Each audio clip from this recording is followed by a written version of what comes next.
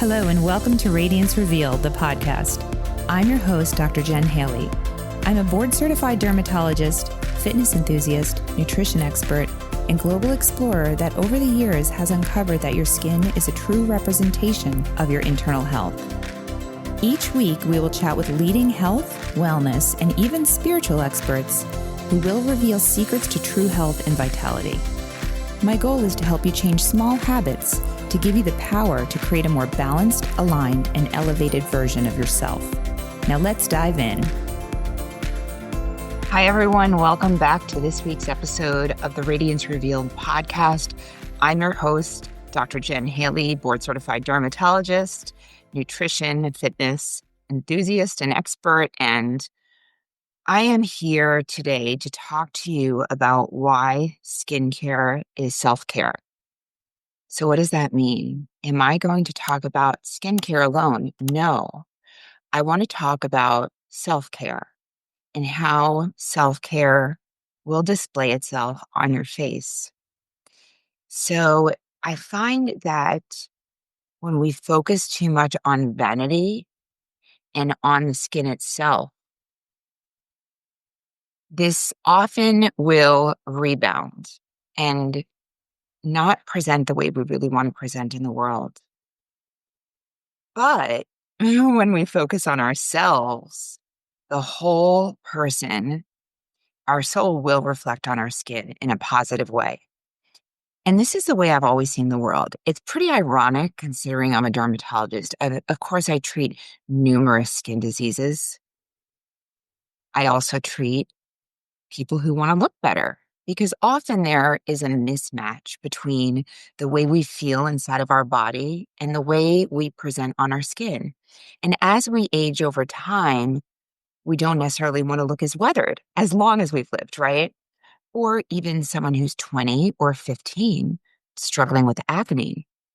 They don't want to have acne. Yet our belief systems, the thoughts in our mind, do project on the skin. And I'm going to discuss this today. So I also want to touch on why the world is not black and white. It's very hard in the social media world that we live in to explain this to people because it's not an all or nothing. There's not one answer that is the right answer for everyone. And this is why guidance is important. Routines and rituals are important.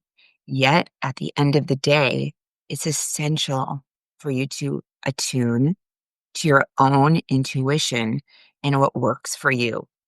I've had numerous discussions over the years with patients, friends, family members on science-backed remedies that work, yet they don't work for everyone. So let's start with basic skincare. Basic skincare is not a 12-step process. It's not necessary at all. While we have done research, there is research on specific ingredients and often some specific products that contain a mixture of ingredients. We don't have a lot of research, very, very little, if any at all, showing that multiple layers of products together are going to help your skin. And in fact, they may harm your skin. So there's a concept called hormesis, which you've probably heard me talk about before. I'm fascinated by this.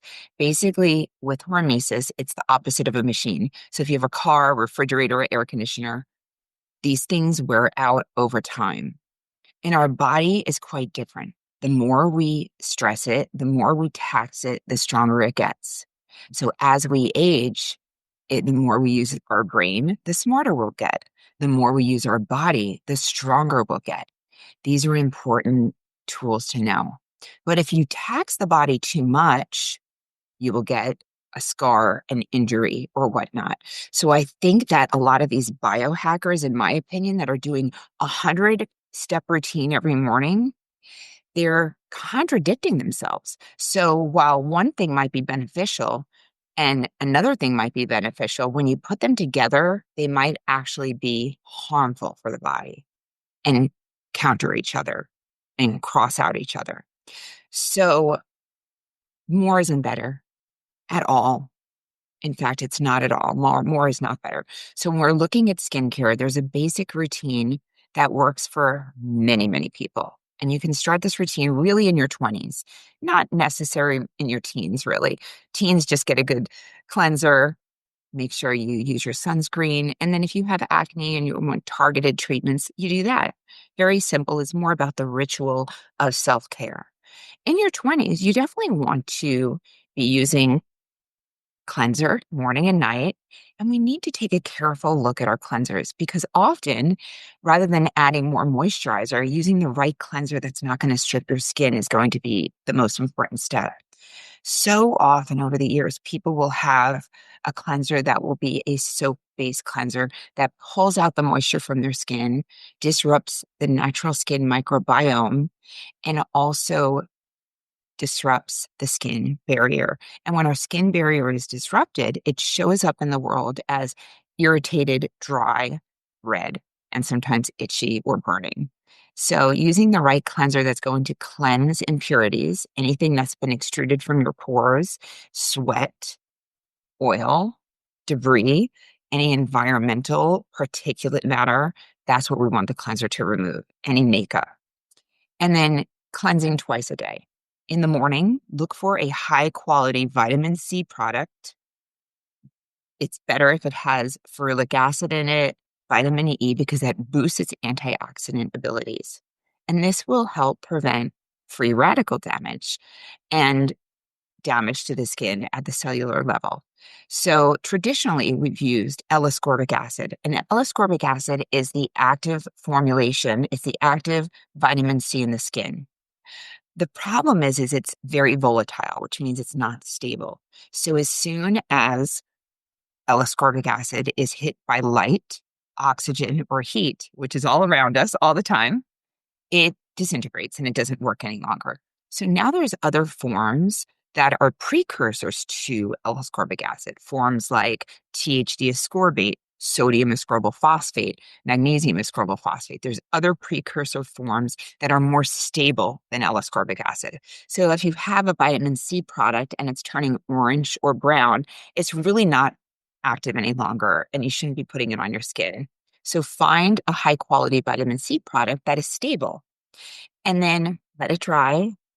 I do like a moisturizer in the morning. I tend to be a little oily myself in the T-zone. So I tend to put moisturizer more on the periphery of the face, the neck, and the chest. And the reason why moisturizers are nice in the morning is because it helps protect your skin from the particulate matter, the pollution, the environmental toxins, the smog in our environment, because those insults can break down our DNA and cause issues. So as a moisturizer is very nice. But if you don't use a moisturizer, look for a sunscreen SPF 30 or higher containing zinc oxide, and that can also help protect against this particular matter. If you're someone that's prone to pigmentation, I like a tinted sunscreen containing iron oxide because this will help with visible light, the blue light coming from the computer screens as well, because that can all contribute to hyperpigmentation, as can heat. So I've had a lot of patients over the years struggle with a condition called melasma, and we can't seem to get it better. And they're diligent about wearing hats and sunscreen and all of these other things. And hot yoga, sitting in front of a fireplace, cooking over the stove, going into the sauna or the steam room can actually make pigmentation worse if it's melasma or sometimes even post-inflammatory hyperpigmentation, sort of that very volatile, unstable form of pigmentation.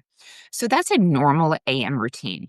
Now, if you're someone who does struggle with pigmentation, you would add a lightening agent after your vitamin C and before your moisturizer, or lightening agents can be in the moisturizer as a twofer, okay? At night, all you need is a cleanser.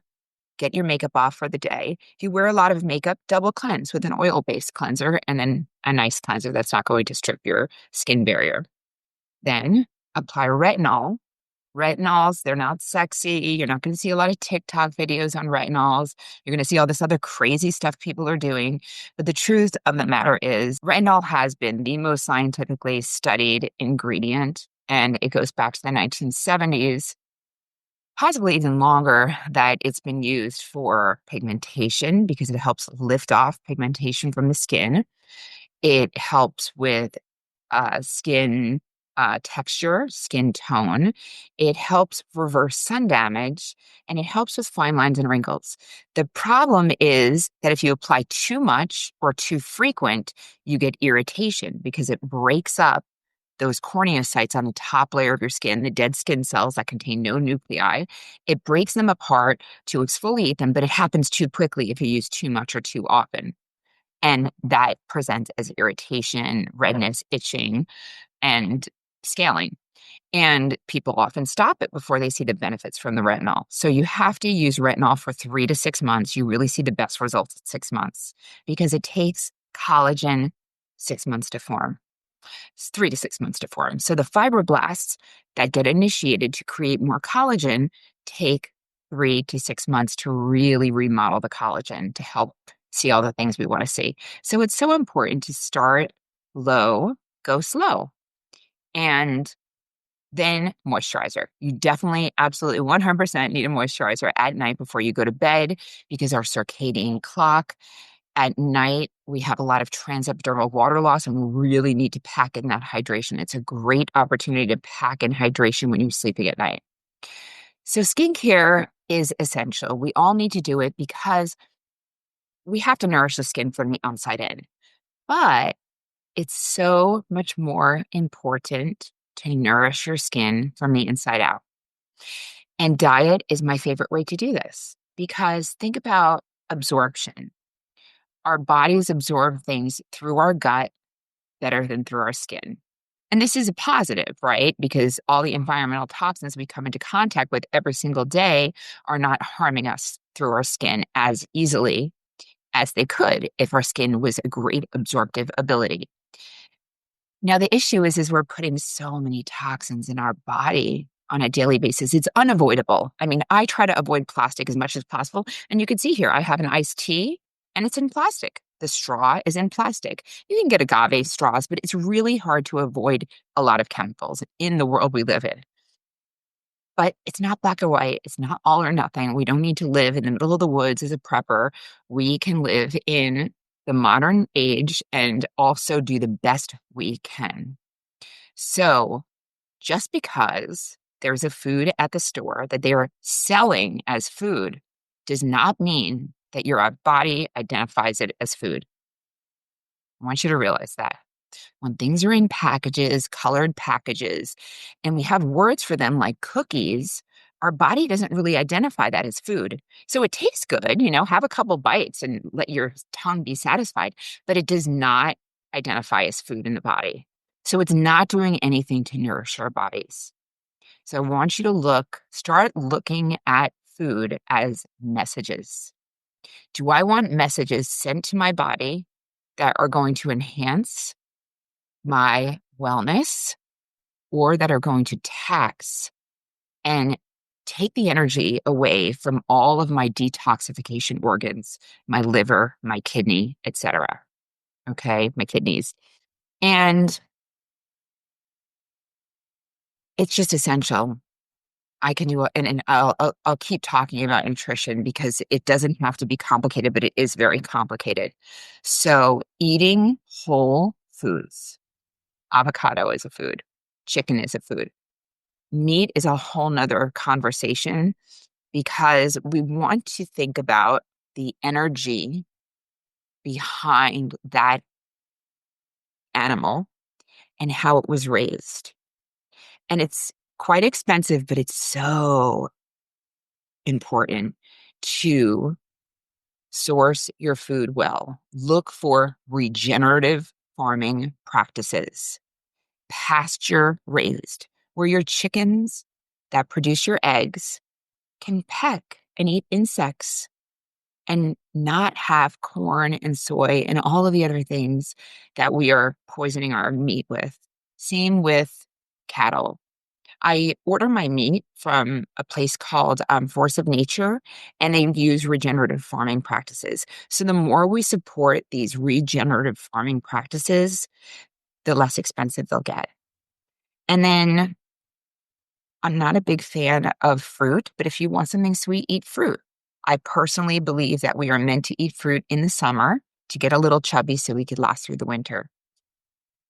The other thing about food, I'm having a little bit of a hard time um, focusing the conversation on where I want to go with health. But the other thing about food is that if you have a polyphenol rich diet and a diet high in carotenoids, so that means bright colored foods like amber egg yolks, wild Alaskan salmon high in astaxanthin, colorful fruits and vegetables that are rich in polyphenols. They could be green, they could be purple, they could be orange. This actually increases the natural SPF of your skin. So think about the Mediterranean diet. You can increase the SPF of your skin through the foods that you eat. I've seen it over the last 20 years, but now there's science supporting it. If you consume olive oil, which is high in polyphenols, versus canola soybean oil, your skin is going to respond to the sun differently. So it's not that the sun is the enemy.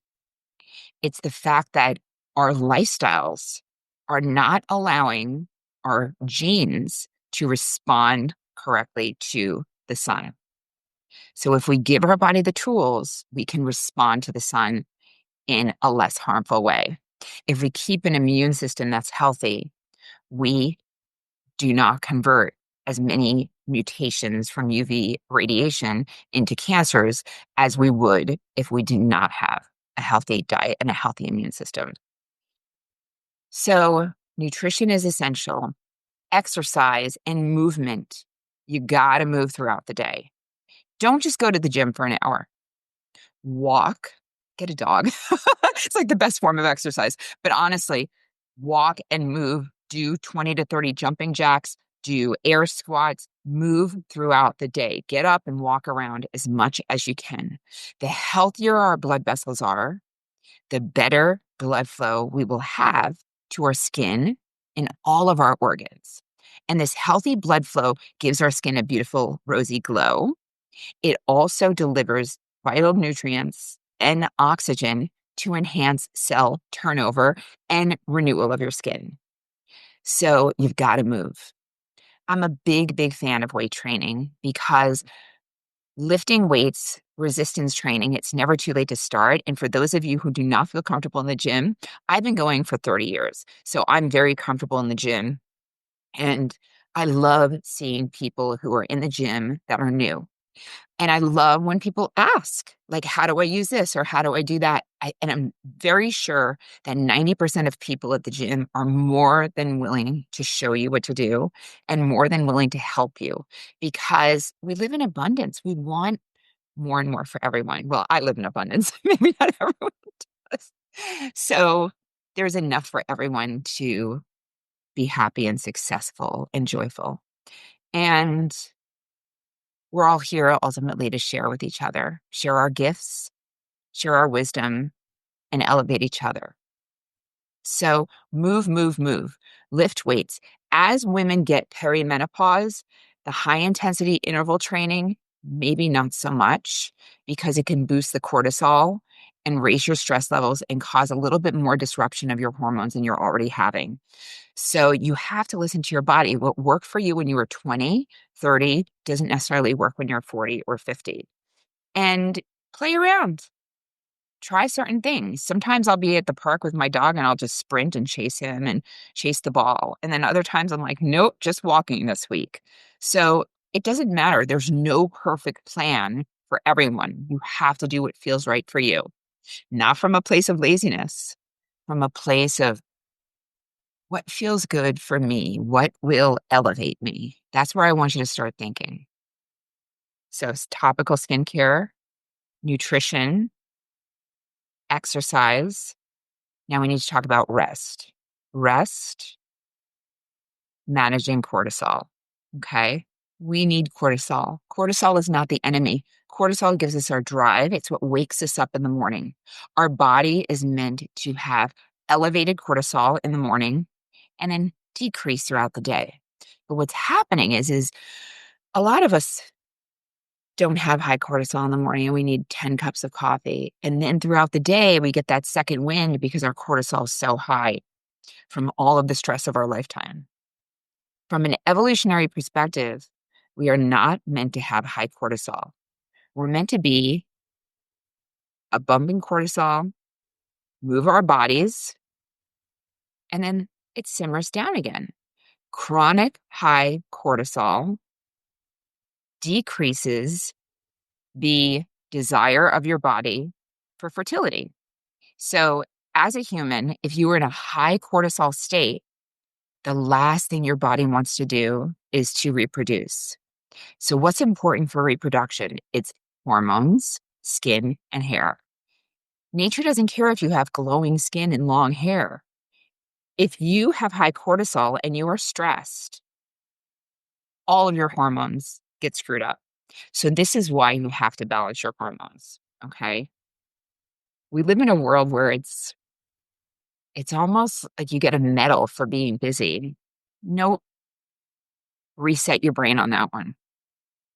Take time for yourself. Okay. Even if you're in the middle of a busy workday, go to the restroom. I'd like you to do the 4-7-8 breath. It's really the easiest, lowest hanging fruit there is for managing your stress. You breathe in for 4 through your nose, hold it for 7, and then exhale through your mouth for 8. Breathe in again for 4, hold it for 7, exhale through your mouth for 8. Do that 4 cycles twice a day. It's really all you need. You don't need to spend a lot of money on meditation retreats. Of course, if you want, that's next level. If you have more time, yoga nidra is really wonderful in the middle of the day. And yoga nidra, also known as non-sleep deep rest, there's 15 to 20-minute videos. You can find them on YouTube. I find them to be very beneficial. Maybe I do them once a week. But the 4-7-8 breath, it's accessible and free for everyone. And it resets your cortisol. Whether you don't want to age as quickly or whether you're struggling with acne breakouts, having balanced cortisol is going to help with all of it. Okay, now the last thing I want to talk about, the fifth thing I want to talk about is the thoughts in our mind. So if you can see me on YouTube, look at my face, right? If I have happy thoughts, I'm like this. If I have terrible thoughts, I don't look good. And this is how we walk through our days, day in and day out, determined by our community, determined by, hey, yeah, please don't come up here. I'm in the middle of recording.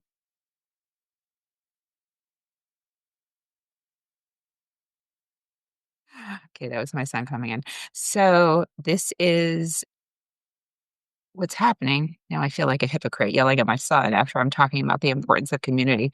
Okay, so, and I'm getting blushed. I have a good blood flow. Okay, so, what are they saying?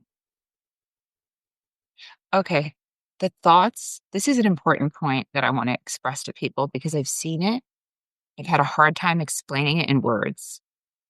So, as someone who does pattern recognition for a living, I observe patterns over time. So, most of what I say is science based. There's also experience based, things that I have personally witnessed time and time again after seeing tens of thousands of people over the years. And beauty is not obtained through external means. That means you are not going to get the answer from some new fad or a procedure that you can get from your doctor's office. Will it help? Yeah, it'll help with two-dimensional beauty.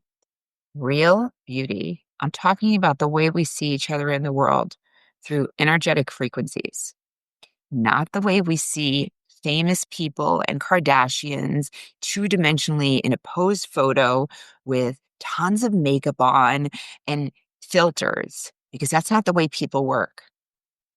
My sister is a makeup artist in Milan for runway models, right? And she would send me photos so many times of these runway models that you see that are iconic. You see them on the runways and they look like perfection. Well, I've seen them without makeup. I've seen many, many famous people without makeup, without filters, without cameras, without angles. No one looks perfect. Okay. So the way we really see each other is not the images we're seeing online. When we interact with people one on one, we are seeing each other energetically. So the way we think about ourselves, our belief system, our thoughts in our mind, our emotions, our certainty, our comfort, our confidence in ourselves. This is how beauty shows up in the world. This is what we all need to focus on. More than putting salmon sperm on our face, more than doing all the other things, more than buying anything. I'm not averse to doing procedures. I think procedures are wonderful as part of all of the things we could do. But it's not the answer. The answer is to be whole within yourself. It's your belief system. Let me give you an example. So I don't get acne. I don't believe I get acne. And I got a pimple a few months ago. And I looked at my face. I said, "Oh, is that a skin cancer? What is that?" Because it didn't even conceptualize to me that it could be a pimple because I don't believe I get acne. Well, you know what? The next day I woke up, it was gone. It was absolutely gone. And I've seen the inverse happen. Patients that I've taken care of for many, many months, they were on all the perfect treatments, and their belief system was so aligned with the fact that their belief system identified themselves as someone who has acne. Every day they'd wake up and they would run to the mirror. I hope I don't have acne. Well, they're asking for acne. You're asking for acne if you're saying, acne, do I have acne today? You're asking for acne. So we have to reset and reprogram our belief system to realize that, no, of course I don't have wrinkles. Oh, yeah, no, I don't have acne. And believe it or not, it actually shows up this way. So our belief system is so important. This is really esoteric, yet I want you to grasp onto that. You still need to have inspired action behind things. The more you believe something to be true, you actually create the truth in it. This is true with everything, not just your skin. But at the end of the day, skincare is self care. So whether it's topical skincare, whether it's exercise, eating the right foods, avoiding chemicals. Think about your air quality, your water quality, avoiding plastics and everything in the world that is an endocrine disruptor. So pay attention to everything. Avoid perfumes, fragrances, too many chemical exposure, particularly through your mouth, but also to your skin over high surface areas. Now, sunscreen applied to the high real estate area of your face, neck, chest, and the back of your hands. I'm not going to argue against that. That's a necessity because it's exposure every day. But we really want to avoid the chemicals all over head to toe. There's some beautiful oils out there that you can use to hydrate your skin. And prioritize yourself. Do what aligns with you. Don't live in the should world. If you're telling yourself, I should, am I doing this for approval of other people? Or does it align with me? And is it the kindest action? Is it the most loving action? And it aligns with me. That will help reset your cortisol. Okay. Well, I know this was a very different podcast. A lot of things I wanted to say, things I can't say on social media. There's just not the time in 1.5 minutes.